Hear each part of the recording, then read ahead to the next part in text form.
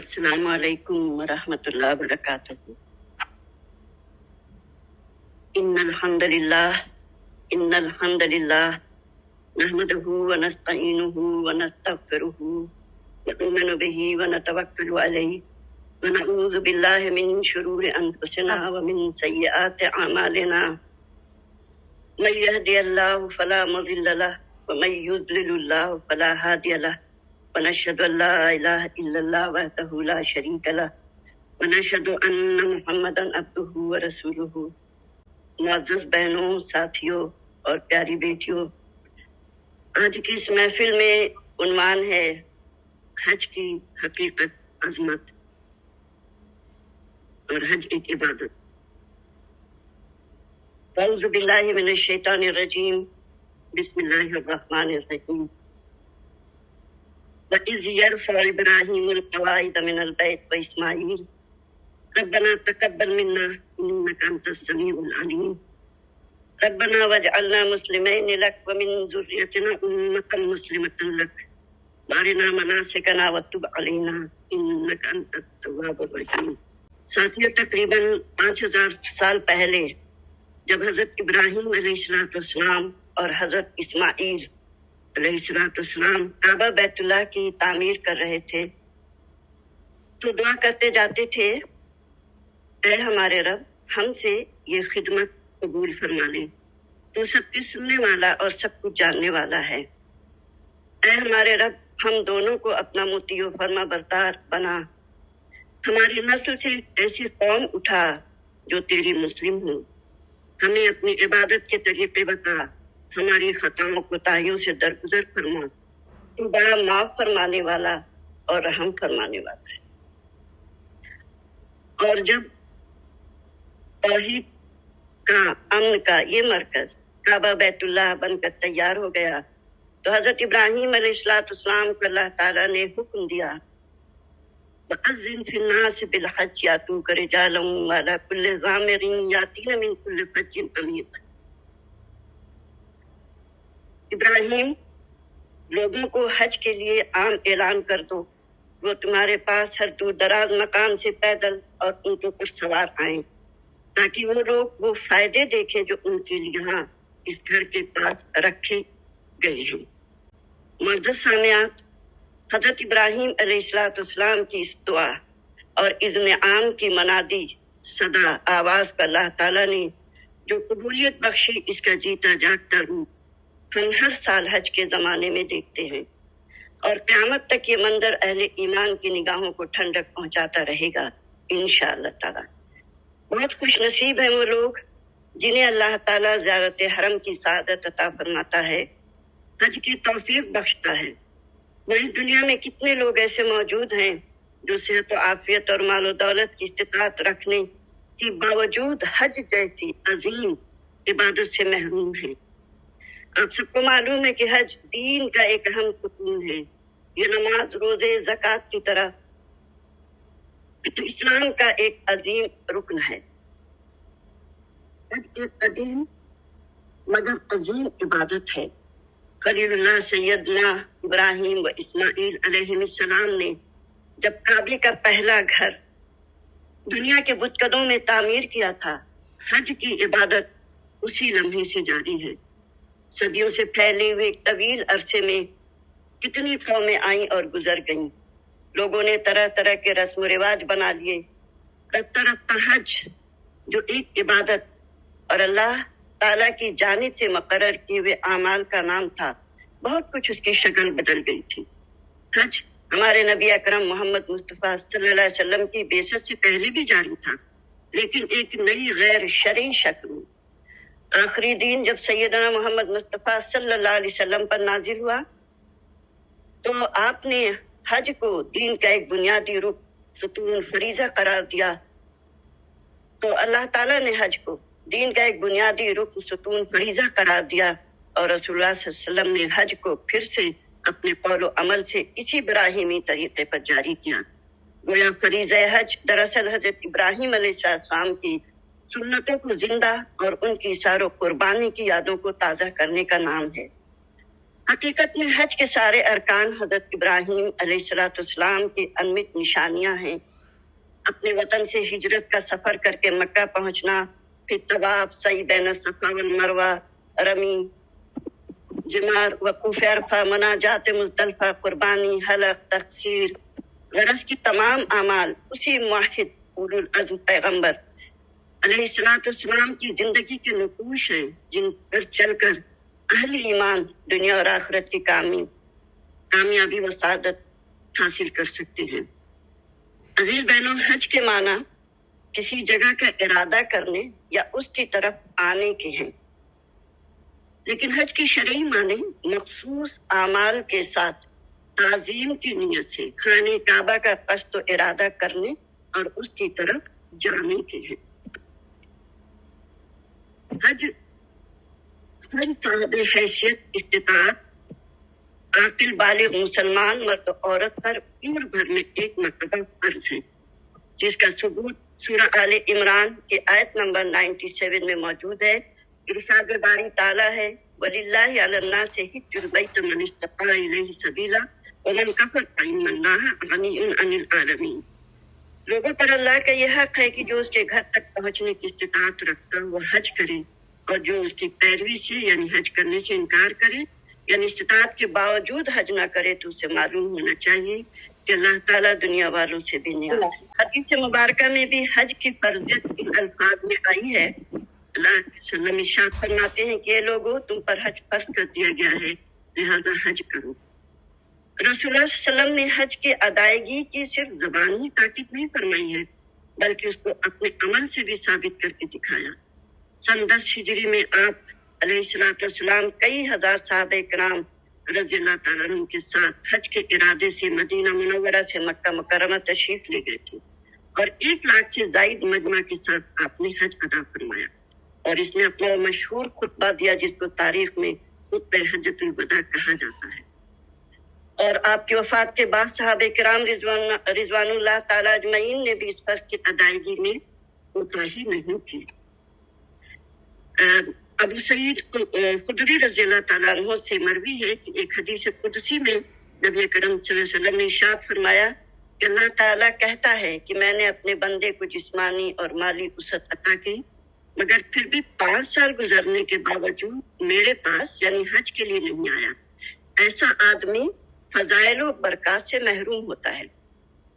ساتھیوں، ان تفصیلات سے اندازہ ہوتا ہے کہ اسلام میں اس فریضے کی بڑی اہمیت ہے۔ اس لیے ایک مسلمان کی کوشش ہونی چاہیے کہ جیسے ہی اس کو بدنی و مالی استطاعت نصیب ہوتی ہے تو جلد از جلد اس فرض کی ادائیگی سے سبکدوش ہو جائے اور فرمان رسالت آپ صلی اللہ علیہ وسلم کا عملی نمونہ پیش کریں۔ آپ علیہ السلام نے ارشاد فرمایا کہ تعجلوا الى الحج یعنی الفریضہ فإن أحدكم لا يدري ما يعرض له من مرض أو حاجة۔ اے لوگوں، فریضہ حج کی ادائیگی میں جلدی کرو، اس لیے کہ تم میں سے کوئی شخص نہیں جانتا کہ اسے کب کوئی بیماری یا شدید ضرورت روک دے۔ مصطفیٰ احمد یعنی آج صحت ہے، کل ہو نہ ہو، آج مال ہے، کل رہے نہ رہے، آج راستہ پرامن ہے، واللہ عالم کل کیا حالات اور واقعات رونما ہو جائیں۔ آپ علیہ السلام نے فرمایا بوڑھے، کمزور اور عورت کا جہاد حج ہے۔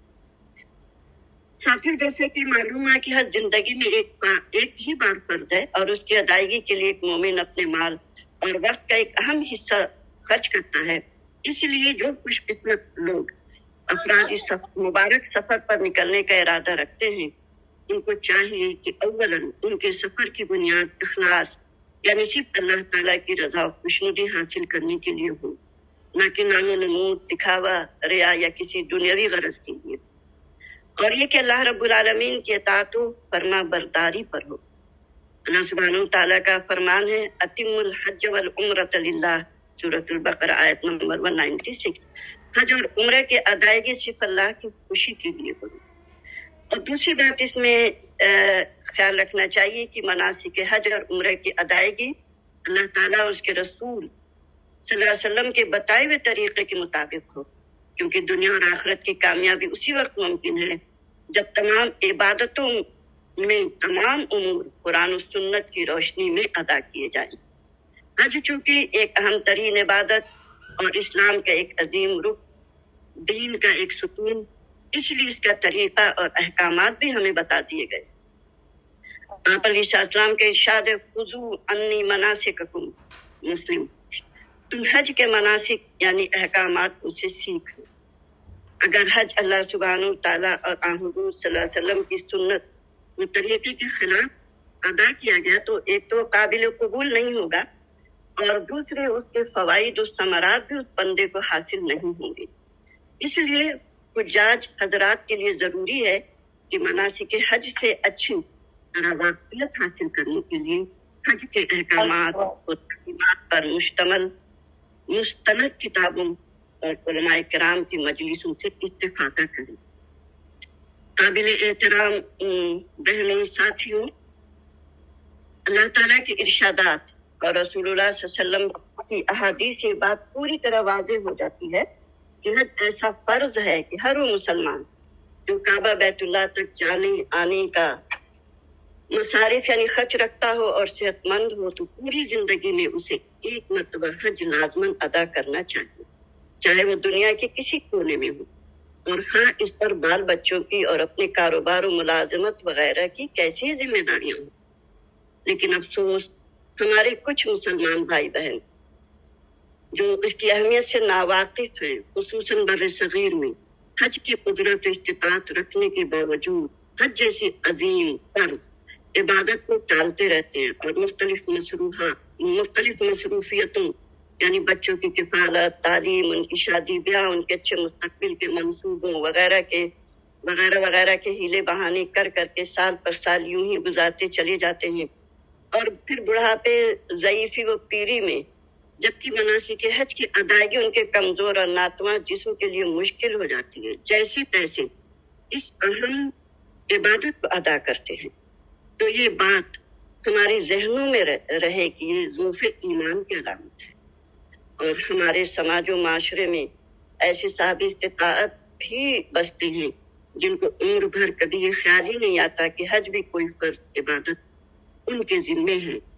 ملکوں کا وہ سفر کرتے ہیں، حجاز کے ساحل اور اس کے اوپر سے گزر جاتے ہیں، جہاں سے مکہ صرف چند گھنٹوں کی دوری کی مسافت پر ہوتا ہے، پھر بھی حج کا ارادہ تک ان کے ذہن اور دل و دماغ میں نہیں آتا۔ تو عزیز سامعات، ہمیں اپنے مسلم معاشرہ سماج سے اس جہالت، نادانی، کم علمی اور کمی کو دور کرنے کی ضرورت ہے، کیونکہ حج وہ عظیم عبادت ہے کہ استطاعت اور وسائل مہیا ہونے کے بعد اس سے غفلت برتنے اور اعراض کرنے والوں کو قرآن و حدیث میں وعید سنائی گئی ہے۔ اسی مورد پر پہنچ کر قدم قدم پر حضرت ابراہیم و اسماعیل اور بی بی ہاجرہ علیہ السلام کے وہ نشانات نظر آتے ہیں جنہیں دیکھ کر انسان کے اندر یہ احساس پیدا ہو جاتا ہے کہ جو بندے خدا اپنے رب حقیقی وحدہ لا شریک سے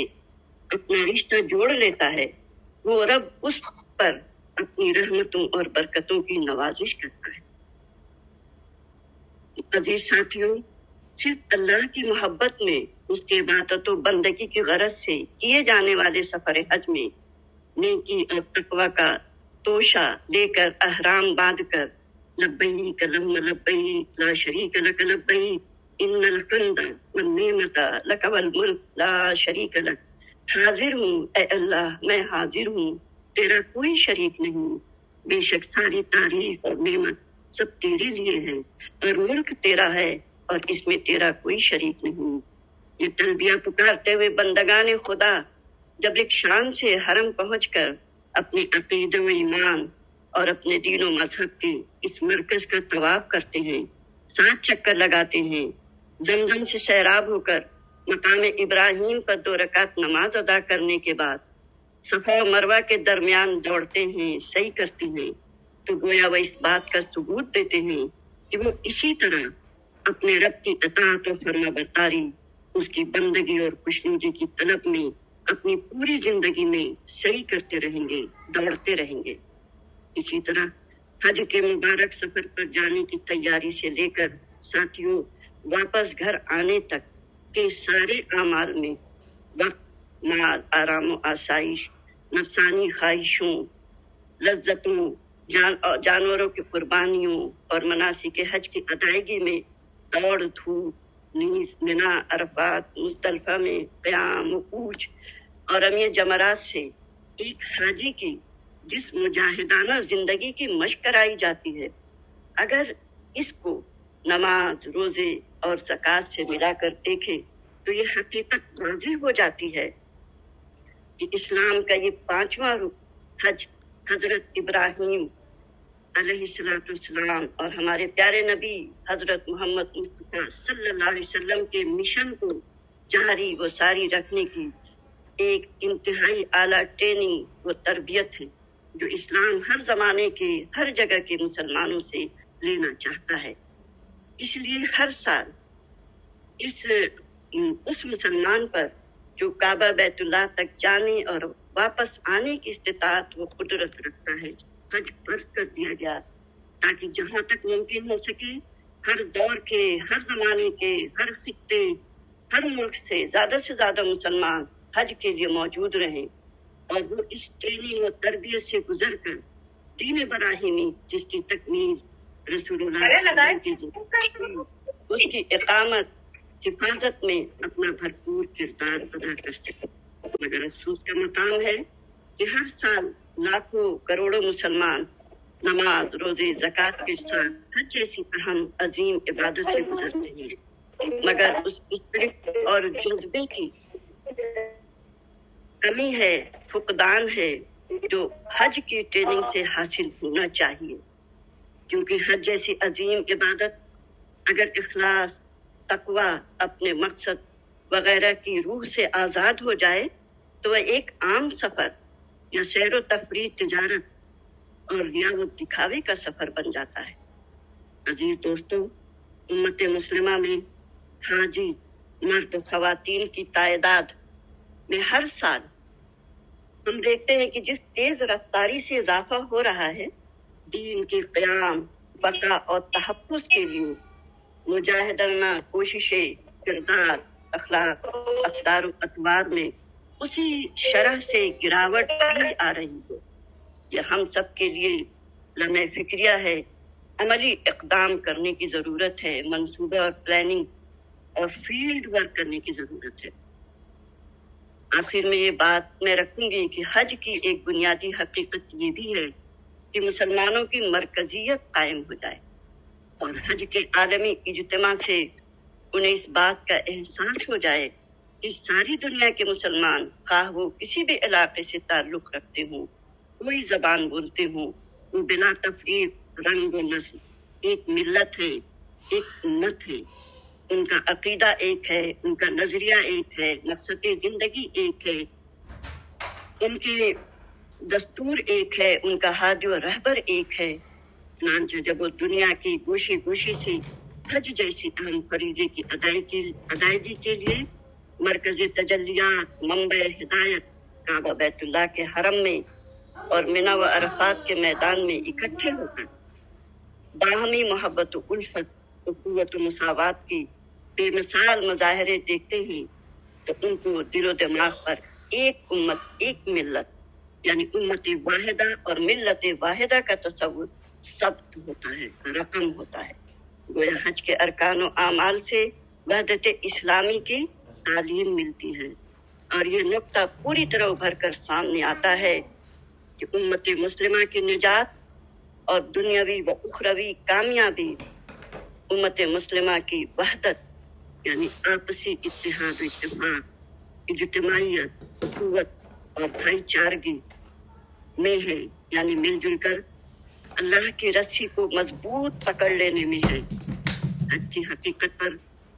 गौर करें तो मेरी प्यारी और अजीज साथियों, और भी मुतअद्दिद मुफीद पहलू हमारे सामने आते जाएंगे, लेकिन अब मैं वक्त की मुनासिबत से बयान करदा बातों को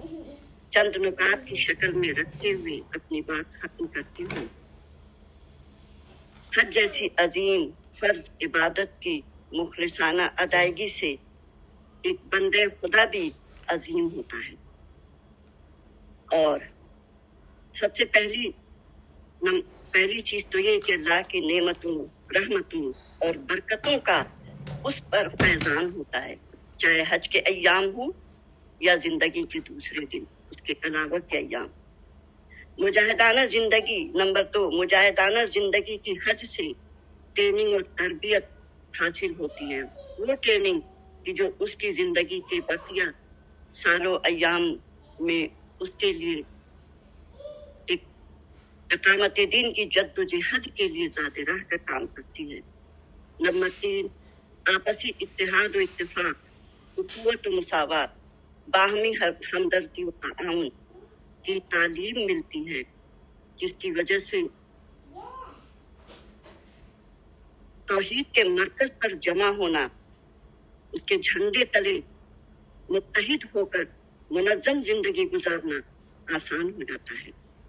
نمبر 4، حضرت ابراہیم، حضرت اسماعیل اور حضرت حاجرہ علیہم السلام کے اسوہ حسنہ پر عمل کرنے کا موقع ملتا ہے۔